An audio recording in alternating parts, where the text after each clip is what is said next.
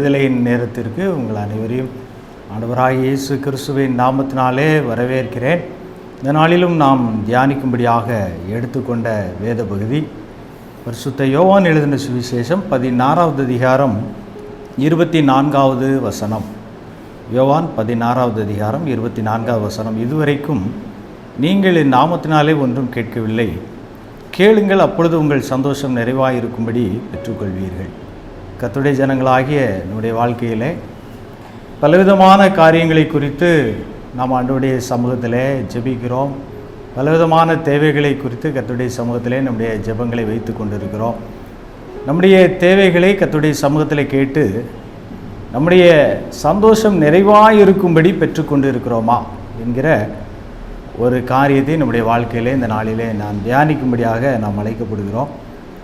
நம்முடைய வாழ்க்கையிலே ஏராளமான வசனங்களை கேட்கிறோம், ஏராளமான ஜெப கூடுகைகளிலே பங்கு பெறுகிறோம். ஆலய ஆராதனைகளிலே நாம் பங்கு பெறும்போது தேவ மகிமையின் பிரசன்னத்தினால் நிரப்பப்படுகிறோம். அநேக ஆண்டவருடைய வரங்களினாலே நாம் நிரப்பப்படுகிறோம். ஆனால் நம்முடைய வாழ்க்கையிலே நம்முடைய காரியங்களிலே ஒரு வெற்றியுள்ள வாழ்க்கை கிறிஸ்தவ வாழ்க்கையிலே நம்மிடத்தில் இருக்கிறதா? நம்முடைய வாழ்க்கையிலே நம்முடைய தேவைகளிலே ஆண்டவருடைய சமூகத்திலே நாம் மன நிறைவோடு மன ரம்மியத்தோடு இருக்கிறோமா என்பதை இந்த நாளிலே நாம் சிந்திக்க வேண்டியது மிகவும் அவசியமாக இருக்கிறது. அநேக வேளைகளிலே நாம் ஆராதனைகளிலே பங்கு பெறும்போது கர்த்தரை திருச்சபையாக கூடி ஆராதிக்கும்போது நாம் மிகுந்த மகிழ்ச்சியோடு உற்சாகத்தோடு கர்த்தரை ஆராதிக்கிறோம், ஜெபிக்கிறோம். ஆனால் நம்முடைய தனிப்பட்ட வாழ்க்கையிலே, நம்முடைய குடும்ப வாழ்க்கையிலே நம்முடைய காரியம் எப்படி இருக்கிறது? தானியேலுடைய புத்தகத்திலே பார்க்கிறோம், தானியேலுடைய காரியம் ஜெயமாக இருந்தது என்று சொல்லி பார்க்கிறோம். நம்முடைய வாழ்க்கை வெற்றியுள்ள ஒரு வாழ்க்கையாக இருக்கிறதா? நம்முடைய வாழ்க்கையிலே நம்முடைய சந்தோஷம் நிறைவாக இருக்கிறதா? இந்த ஒரு நிறைவான சந்தோஷத்தோடு கிறிஸ்தவ வாழ்க்கையிலே நாம் இருக்கிறோமா என்பதை இந்த நாளிலே நாம் ஆராய்ந்து பார்க்க வேண்டியது அவசியமாக இருக்கிறது. ஆண்டவராகிய இயேசு கிறிஸ்து சொல்லுகிறார், கேளுங்கள், அப்பொழுது உங்கள் சந்தோஷம் நிறைவாக இருக்கும்படி பெற்றுக்கொள்வீர்கள். ஆண்டவர் நம்மிடத்தில் எதிர்பார்க்கிற காரியம் என்ன? நாம் நிறைவான சந்தோஷத்தை பெற்றுக்கொள்ள வேண்டும், நிறைவான கர்த்தருடைய ஆசீர்வாதங்களை பெற்றுக்கொள்ள வேண்டும் என்பது நம்மை குறித்து தேவனுடைய திட்டமாக இருக்கிறது. இதே காரியத்தை ஆண்டவருடைய சீஷராக இருக்கிற யோவான் எழுதின முதலாவது நிருபத்திலே 1 யோவான் 1வது அதிகாரம் 4 வசனத்திலே 1 யோவான் 1வது அதிகாரம் 4வது வசனத்திலே நாம் பார்க்கும்போது, உங்கள் சந்தோஷம் நிறைவாய் இருக்கும்படி இவைகளை உங்களுக்கு எழுதுகிறோம் என்று சொல்லுகிறதை பார்க்கிறோம். கிறிஸ்தவ வாழ்க்கையிலே நம்முடைய சந்தோஷம் நிறைவாய் இருக்க வேண்டியது அவசியமாக இருக்கிறது. நம்முடைய வாழ்க்கையிலே நாம் எப்படிப்பட்ட சூழ்நிலையில் இருக்கிறோம்? இன்றைக்கு அநேக கிறிஸ்தவருடைய வாழ்க்கையிலும் சரி, கர்த்தரை அறிந்த ஜனங்களாக இருந்தாலும் சரி, கர்த்தரை அறியாத ஜனங்களாக இருந்தாலும் சரி, பலருடைய வாழ்க்கையிலே நாம் தனிப்பட்ட வாழ்க்கையிலே நாம் தனித்து இருக்கும்போது, நம்முடைய நண்பர்களை விட்டு, நம்முடைய திருச்சபையில் இருக்கிற ஐக்கியத்தை விட்டு, நம்முடைய வீடுகளிலே நாம் தனித்து நம்முடைய அறைகளிலே இருக்கும்போது பல மனிதர்களுடைய வாழ்க்கையிலே ஒரு வெறுமை, ஒரு தோல்வி அவர்களை நிரப்புகிறதை பார்க்க முடிகிறது. ஒருவேளை ஏராளமான பணம் இருக்கிறது, வசதி இருக்கிறது, தேவையான பொருட்கள் எல்லாம் இருக்கிறது, நல்ல குடும்பம் இருக்கிறது, ஆனாலும் கூட நல்ல நண்பர்கள் இருக்கிறார்கள், நல்ல திருச்சபை இருக்கிறது. திருச்சபையிலே ஆராதிக்கும் போது நம் மிகுந்த மகிழ்ச்சியோடு கூட ஆண்டவரை ஆராதிக்கிறோம், கர்த்தருடைய அபிஷேகத்திலே நிரம்புகிறோம். ஆனால் நம்முடைய வீடுகளிலே வரும்போது பல மனிதர்களுடைய வாழ்க்கையிலே ஒரு சோர்ந்து போகிற அனுபவம், ஒரு தனிமையாக இருக்கிற அனுபவம், எதையோ இழந்தது போன்ற ஒரு அனுபவம் அநேக மனிதர்களுடைய வாழ்க்கையிலே இருக்கிறதை பார்க்க முடிகிறது. ஆனால் ஆண்டவருடைய விருப்பம் என்ன?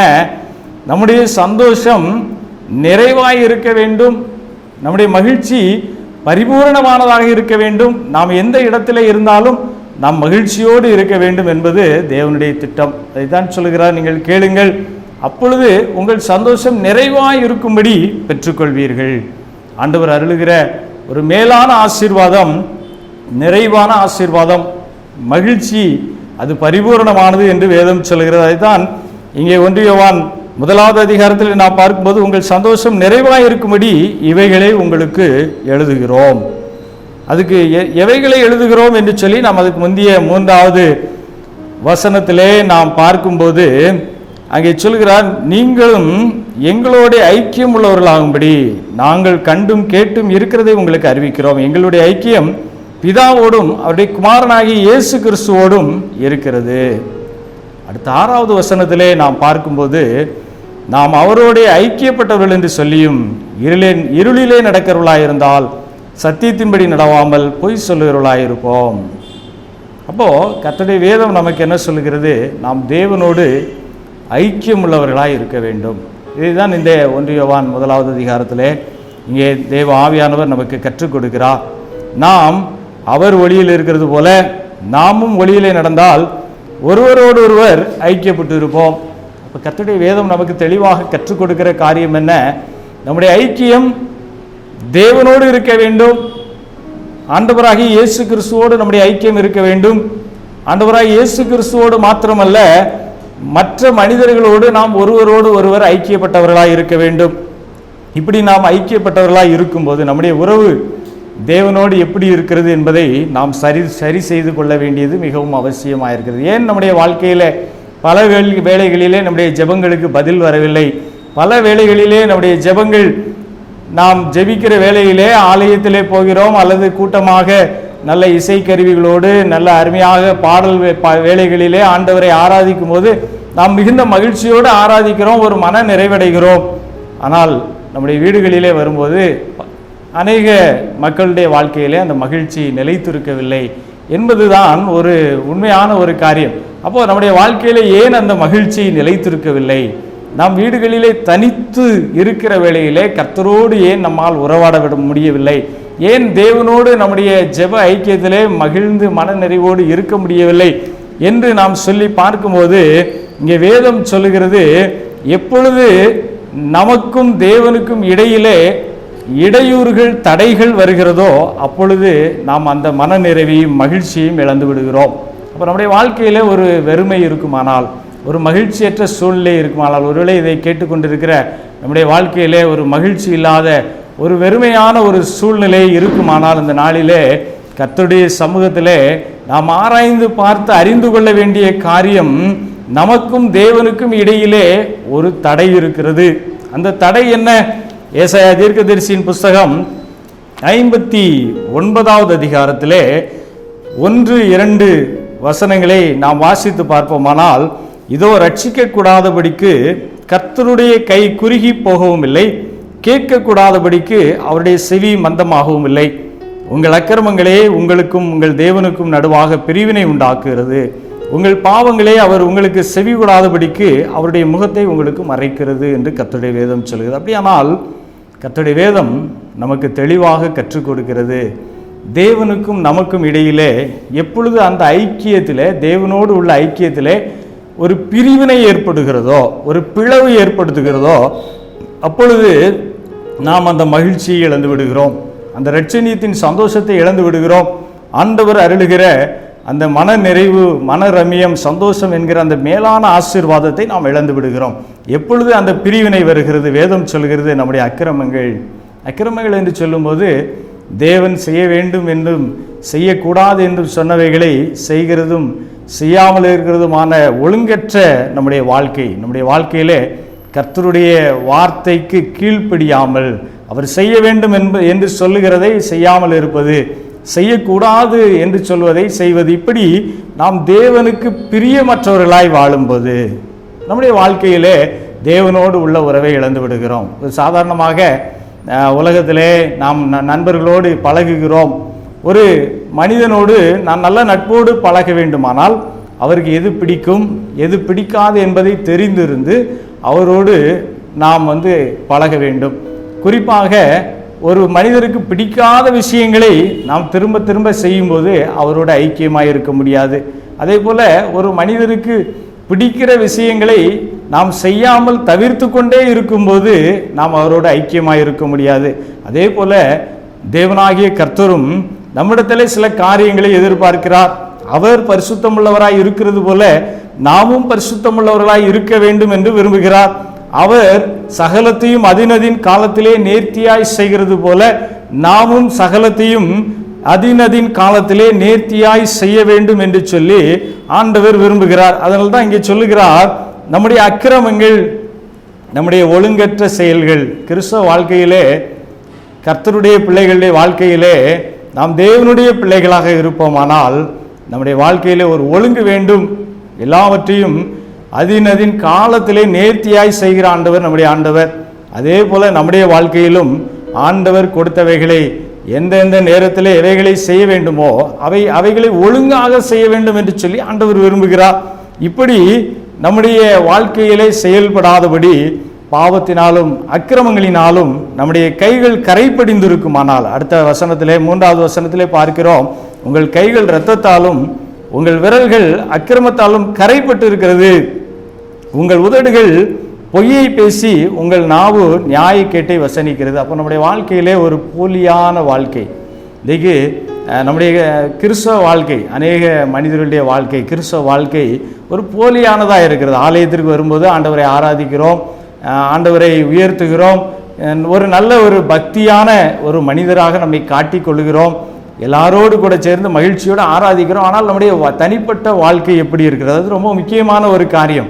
நம்முடைய தனிப்பட்ட வாழ்க்கையிலே தேவனோடு உள்ள உறவு, ஆண்டவராகிய இயேசு கிறிஸ்துவோடு உள்ள உறவு எப்படி இருக்கிறது என்பதை நாம் நிச்சயமாக நாம் ஆராய்ந்து பார்க்க வேண்டும். இங்கே அதைத்தான் சொல்கிறார், நம்முடைய கைகள் கரைப்பட்டதாகவும் நம்முடைய வார்த்தைகள் பொய் உதடுகளாக இருக்குமானால் ஆண்டவர் அதை வெறுக்கிற தேவனாய் இருக்கிறார். ஒருவேளை போதகருக்கு முன்பாக அல்லது ஊழியர்களுக்கு முன்பாக நாம் ஆண்டவரை நேசிக்கிறவளை போல நடித்து விடலாம். ஆனால் நம்முடைய ஆண்டவர் இயேசு கிறிஸ்து நம்முடைய இருதயத்தை அறிகிற ஆண்டவர், நம்முடைய இருதயத்தின் சிந்தனைகளை அறிகிற ஆண்டவர். அதனால்தான் இங்கே வேதம் சொல்கிறது, உங்கள் உதடுகளின் பொய்யை ஆண்டவர் வெறுக்கிறார். நீங்கள் உங்கள் கைகளிலே பாவ கரை படிந்தவர்களாய் இருக்கக்கூடாது என்று சொல்லி ஆண்டவர் விரும்புகிறார். இன்னும் தெளிவாக சொல்கிறார், ஏன் ஆண்டவர் பதில் கொடுக்கவில்லை, ஏன் நம்முடைய ஜெபங்களுக்கு பதில் கிடைக்க முடியவில்லை, ஏன் தேவனுக்கும் நமக்கும் இடையிலே ஒரு பிரிவினை வருகிறது? வேதம் சொல்லுகிறது, நீதியை தேடுகிறவன் இல்லை, சத்தியத்தின்படி வழக்காடுகிறவன் இல்லை, மாயை நம்பி அபத்தமானதை பேசுகிறார்கள். இந்த நாளிலே பலவிதமான காரியங்களை நாம் இந்த நாட்களிலே மாயையாக ஆண்டவர் நம்மிடத்திலே விரும்புகிற காரியத்தை விட விரும்பாத காரியத்தை அநேக வேளைகளிலே செய்கிறவர்களாக இருக்கும். ஆனால் நம்முடைய ஒரு மாய்மாலமான ஒரு கிறிஸ்தவ வாழ்க்கையும் பண்பையும் இன்றைக்கு நாம் காண்பித்து கொண்டு இருக்கிறோம். ஆனால் தேவன் நம்முடைய இருதயத்தை அறிவார், நம்முடைய ரகசியங்களை அறிவார். அதனால வேதம் சொல்லுகிறது, நாம் ஒழுங்கற்றவர்களாய் இருப்போமானால், அக்கிரமக்காரராய் இருப்போமானால், நாம் பொய் சொல்லி ஒரு மாய்மாலமான வாழ்க்கை வாழ்ந்து கொண்டு இருப்போமானால், ஒருவேளை மனிதரை ஏமாற்றி விடலாம், தேவனை ஏமாற்ற முடியாது. வேதம் சொல்லுகிறது, அப்பொழுது தேவனுக்கும் நமக்கும் இடையிலே உள்ள அந்த உறவிலே ஒரு விரிசல் விழுகிறது. நம்முடைய வாழ்க்கையிலே பாவம் தேவனை நம்மை விட்டு பிரிக்கிறது, தேவ மகிமையின் பிரசன்னத்தை நம்மை விட்டு பிரிக்கிறது. ஆனபடியினாலே நம்முடைய வாழ்க்கையிலே முதலிலே நாம் தோல்வி அடைவதற்கு காரணம், நம்முடைய இருதயத்தில் இருந்த மகிழ்ச்சி அது வெளியே போகிறதற்கு காரணம், வேதம் சொல்கிறது, முதலாவது நாம் தேவ பிரசன்னத்தை இழந்து விடுகிறோம், தேவனுடைய உறவை நாம் இழந்து விடுகிறோம். அதுதான் வேதம் சொல்கிறது. யோவான் சுவிசேஷம் 3வது அதிகாரம், யோவான் சுவிசேஷம் 3வது அதிகாரம் 19வது வசனத்திலே நாம் வாசித்து பார்ப்போமானால், இந்த உலகத்திலே ஒளியானது வந்திருந்தும் மனுஷருடைய கிரியைகள் பொல்லாதவைகளாய் இருக்கிறபடியினால் அவர்கள் ஒளியை பார்க்கிலும் இருளை விரும்புகிறதே அந்த ஆக்கினை தீர்ப்புக்கு காரணமாக இருக்கிறது. நம்முடைய வாழ்க்கையிலே பல வேளைகளிலே நாம் விரும்புகிற நன்மையை விட பலவிதமான போராட்டங்கள், பலவிதமான பிரச்சனைகளிலே நாம் சிக்கிக்கொள்கிறோம். குறிப்பாக நம்முடைய இரட்சணியத்தின் சந்தோஷத்தை இழந்து விடுகிறோம். இங்கே ஆண்டவர் சொன்னது போல, உங்கள் சந்தோஷம் நிறைவாயிருக்கும்படி பெற்றுக்கொள்வீர்கள் என்று சொன்ன ஆண்டவர் நம்முடைய நிறைவான அந்த சந்தோஷத்தை நாம் இழந்து விடுகிறோம். அதுதான் கிறிஸ்தவ வாழ்க்கையிலே ரொம்ப முக்கியமான காரியம். அந்த சந்தோஷம் ஒருவராலும் கொடுக்க முடியாத, உலக மனிதர்களால் உலகத்தால் கொடுக்க முடியாத சந்தோஷத்தையும் சமாதானத்தையும் நாம் தேவ உறவை இழக்கும்போது இழந்து விடுகிறோம். ஆனபடியினாலே தான் இங்கே வேதம் சொல்லுகிறது, நாம் விரும்புகிறது எது? நாம் ஒளியை விரும்புகிறவராக இருந்தால் ஒளியாகிய தேவ பிரசன்னத்தை பெற்றுக்கொள்வோம். நாம் ஒளியை விரும்பாமல் இருளை விரும்புகிறவர்களாக இருந்தால் இந்த உலகத்திலே ஆக்கினை தீர்ப்பை பெற்றுக்கொள்கிறோம். நம்முடைய வாழ்க்கையில நாம் ஒளியை விரும்புகிறோமா என்பதை நாம் யோசித்து பார்க்கணும். ஒளியாக இருக்கிற தேவ பிரசன்னத்தை விரும்புகிறவர்களாக இருந்தால் ஒளியிலே நடக்கிறவர்களாக இருக்க வேண்டும். இன்னும் வேதம் தெளிவாக சொல்லுகிறது, மாம்ச சிந்தை தேவனுக்கு விரோதமான பகை. ரோமருக்கு எழுதின நிருபம் 8வது அதிகாரம் 7வது வசனத்திலே வேதம் சொல்லுகிறது, மாம்ச சிந்தை தேவனுக்கு விரோதமான பகை. இன்னுமாக யாக்கோபு அப்போஸ்தலன் தன்னுடைய நிருபத்திலே எழுதும்போது யாக்கோபு 4வது அதிகாரம் 4வது வசனத்திலே பார்க்கும்போது, உலக சிநேகம் தேவனுக்கு விரோதமான பகை. நாம் உலகத்திற்கும் உலக ஆசை இச்சைகளுக்கும் சிநேகிதராய் இருக்க விரும்புவோமானால், நம்முடைய மாம்சமும் மனதும் விரும்பினபடி நடக்க விரும்புவோமானால் நாம் தேவனுக்கு பகைஞர்களாய் இருக்கிறோம். நாம் தேவனுக்கு பிரியமாய் நடக்க விரும்புகிறவர்களாய் இருந்தால் நாம் தேவ பிரசன்னத்திலே நிலைத்திருப்போம். அப்போ நம்முடைய வாழ்க்கையிலே தேவ பிரசன்னத்திலே நிலைத்திருக்க வேண்டுமானால் தேவன் விரும்புகிறபடி வாழுவதற்கு நம்மை ஒப்பு கொடுக்க வேண்டும். இப்படி தேவ பிரசன்னத்திலே வாழ முடியாதபடி பல வேளைகளிலே நாம் இந்த உலகத்தின் இச்சைகளின்படி, மாம்சத்தின் இச்சைகளின்படி இந்த உலகத்திலே வாழ்ந்து நம்முடைய வாழ்க்கையிலே தேவ பிரசன்னத்தையும் ஆண்டவர் அள்ளி செய்கிற அந்த மேலான மகிழ்ச்சியும் சமாதானத்தையும் நம்முடைய வாழ்க்கையிலே இழந்து போகிறோம். அப்படி இழந்து போன சந்தோஷத்தை நமக்கு திருப்பி கொடுப்பதற்காகத்தான் ஆண்டவர் இயேசு கிறிஸ்து இந்த உலகத்திலே சிலுவையிலே இரத்தம் சிந்தினார். அதைத்தான் நாம் வேதத்திலே வாசிக்கிறோம். எபேசியர் 2வது அதிகாரம் 16-17வது வசனத்தை நாம் வாசித்து பார்ப்போமானால், எபேசியர் 2வது அதிகாரம் 16-17வது வசனத்தை வாசித்து பார்ப்போமானால், எப்படி எனில் அவரே நம்முடைய சமாதானக்காரனராகி இருதுரத்தாரையும் ஒன்றாக்கி பகையாக நின்ற பிரிவினையாகிய நடுச்சுவரை தகர்த்து சட்டதிட்டங்களாகிய நியாயப்பிரமாணத்தை தம்முடைய மாம்சத்தினாலே ஒழித்து இருதுரத்தாரையும் தமக்குள் ஒரே புதிய மனுஷனாக சிருஷ்டித்து இப்படி சமாதானம் பண்ணினார். அப்ப நம்முடைய வாழ்க்கையிலே நாம் உலக இச்சைகளின்படி வாழ விரும்பினபடியினால் தேவ பிரசன்னத்தை இழந்து விட்டோம். தேவனுக்கும் நமக்கும் இடையிலே ஒரு பிரிவினை வந்து விட்டது. இந்த சட்ட திட்டங்கள் நியாயப்பிரமாணங்களினாலே தேவனுக்கும் நமக்கும் இடையிலே இருந்த அந்த பிரிவினை, தேவனோடு நாம் ஐக்கியப்படுவதற்கு தடையாயிருந்த அந்த பாவமாகிய அந்த பிரிவினை ஆகிய நடுச்சுவரை ஆண்டவர் இயேசு கிறிஸ்து சிலுவையிலே கொன்று போட்டார். சிலுவையிலே தான் சிந்தின இரத்தத்தினாலே அவர் இந்த பாவ கரைகளிலிருந்து நம்மை கழுவினார். அதைத்தான் நாம் இங்கே 1 யோவான் 1வது அதிகாரத்திலே நாம் பார்க்கிறோம். 1 யோவான் 1வது அதிகாரம் 7வது வசனத்திலே நாம் பார்ப்போமானால், நம்முடைய கர்த்தராகிய இயேசு கிறிஸ்துவின் இரத்தம் சகல பாவங்களையும் நீக்கி நம்மை சுத்திகரிக்கிறது. வேதம் தெளிவாக சொல்லுது, கர்த்தராகிய இயேசு கிறிஸ்துவின் இரத்தம் சகல பாவங்களையும் நீக்கி நம்மை சுத்திகரிக்கிறது. நமக்கு பாவம் இல்லை என்போமானால் நம்மை நாமே வஞ்சிக்கிறவர்களாயிருப்போம், சத்தியம் நமக்குள் இராது. நம்முடைய பாவங்களை நாம் அறிக்கையிட்டால் பாவங்களை நமக்கு மன்னித்து எல்லா அநியாயத்தையும் நீக்கி நம்மை சுத்திகரிப்பதற்கு அவர் உண்மையும் நீதியும் உள்ளவராயிருக்கிறார். நம்முடைய ஆண்டவர் உண்மை உள்ளவர், நம்முடைய ஆண்டவர் நீதி உள்ளவர். நாம் ஆண்டவருடைய சமூகத்திலே வந்து இந்த நாளிலே நாம் உணர்வோமானால், ஆண்டவரே என்னுடைய வாழ்க்கையில் உம்மோடு கூட என்னுடைய ஐக்கியம் இன்னும் சரியில்லை, ஆண்டவரே உம்மோடு கூட உள்ள உறவு இன்னும் துண்டு விழுந்திருக்கிறது, என்னுடைய வாழ்க்கையிலே என்னுடைய உறவை நீர் சரிப்படுத்தும், உம்மோடு கூட உள்ள ஐக்கியத்தை சரிப்படுத்துங்க ஆண்டவரே என்று சொல்லி அவருடைய சமூகத்தை நோக்கி பார்க்க வேண்டும். வேதம் சொல்கிறது, ஆண்டவர் இயேசு கிறிஸ்து சிலுவையிலே சிந்திய அவருடைய இரத்தம் சகல பாவங்களை நீக்கி நம்மை சுத்திகரிக்கிறது. சகல பாவங்களும் என்று சொல்லும்போது இந்த உலகத்தில் இருக்கிற அனைத்து பாவங்களும், உலகத்திலே ஒருவேளை இந்த உலகம் இந்த பாவம் மன்னிக்கப்படக்கூடியது அல்லது இந்த பாவம் மன்னிக்கப்படவே முடியாதது என்று சொல்லி இந்த உலகம் சொல்லலாம். ஆனால் வேதம் சொல்லுகிறது, ஆண்டவர் இயேசு கிறிஸ்துவின் இரத்தம் சகல பாவங்களையும் நீக்கி நம்மை சுத்திகரிக்கிறது. இந்த நாளிலே நம்மை நாமே ஆராய்ந்து பார்ப்போம். ஆண்டவர் இயேசு கிறிஸ்து சொல்கிறார், இதுவரை இயேசு கிறிஸ்து ஆகிய நாமத்தினாலே நீங்கள் ஒன்றும் கேட்கவில்லை, கேளுங்கள், அப்பொழுது உங்கள் சந்தோஷம் நிறைவாயிருக்கும்படி பெற்றுக்கொள்வீர்கள். நாம் பெற்றுக்கொண்டு இருக்கிறோமா? நம்முடைய சந்தோஷம் நிறைவாயிருக்கிறதா? நம்முடைய மகிழ்ச்சி நிறைவாய் இருக்கிறதா என்பதை நாம் இந்த நாளிலே நாம் ஆராய்ந்து பார்ப்போம்.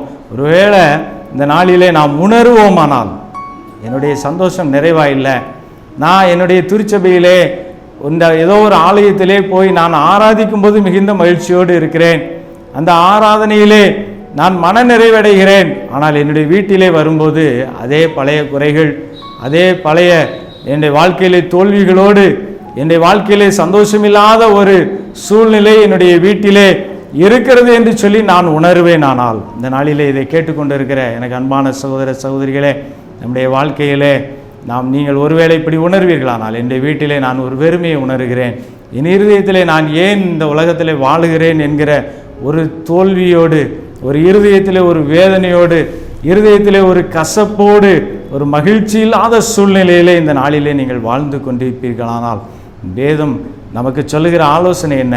இயேசு கிறிஸ்துவாகிய அவரிடத்திலே கேளுங்கள், இயேசு கிறிஸ்துவாகிய அவரிடத்திலே கேளுங்கள், அப்பொழுது உங்கள் சந்தோஷம் நிறைவாய் இருக்கும்படி பெற்றுக்கொள்வீர்கள்.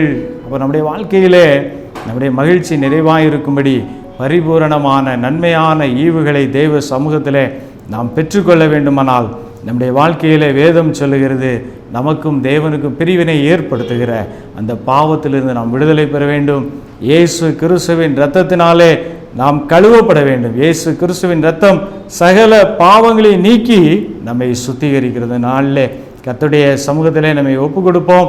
நமக்கும் தேவனுக்கும் இடையிலே இருக்கிற அந்த பாவம் என்கிற அந்த நடு சுவரை தகர்த்து போடும்படியாகத்தான் ஆண்டவர் இயேசு கிறிஸ்து இந்த உலகத்திலே வந்தார். அவருடைய இரத்தத்தினாலே கழுவப்படுவோம்.